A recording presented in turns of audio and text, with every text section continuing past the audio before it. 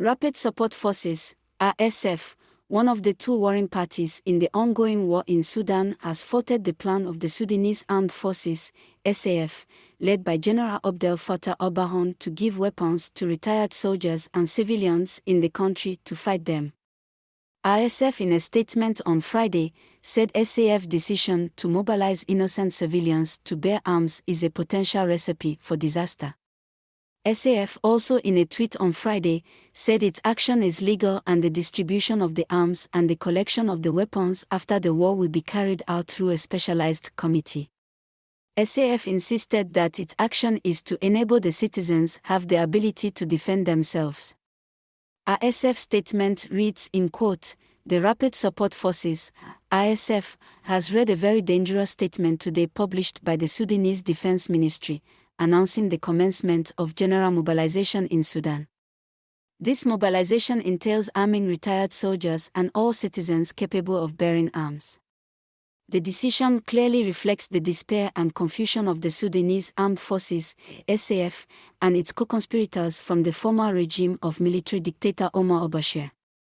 Since the outbreak of the war, they have repeatedly failed to successfully confront the RSF on the battlefield and now seek to take refuge behind the innocent civilian population. The decision to allow ordinary civilians to bear arms is a potential recipe for disaster.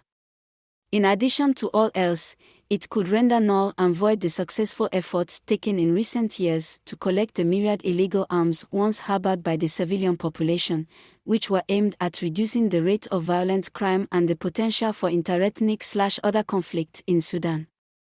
The Defense Ministry's decision also contradicts international norms, ethics, and accepted military strategy, and proves once more that multiple decision-making centers presently exist within the SAF leadership hierarchy, which is now under the control of the al-Bashir regime.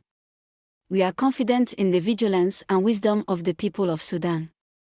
We know that they will not allow the SAF and its henchmen from the former regime to ignite a civil war that would again turn our homeland into a safe haven for Islamist extremists.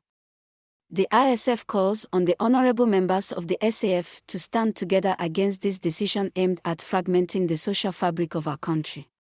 We will not stop until we have achieved a definitive victory and secured Sudan's democratic transformation. We vow to bring to justice this corrupt junta and eradicate these sick cells from the body of our great nation." The Sudanese Armed Forces, SAF, said the operations of arming the pensioners of the armed forces is a legal process and an international protocol to protect their property, lands and neighbors. Further to the statement of the Sudanese Minister of Defense to arm the pensioners of the armed forces, the statement is very clear to protect themselves and their neighbors from the violations of the Janjad. As for the military operations, they concern the armed forces exclusively. The operations of arming the pensioners is a legal process and an international protocol to protect their property, lands and neighbors. Armament is carried out through a committee specialized in distributing and collecting weapons later, SAF said.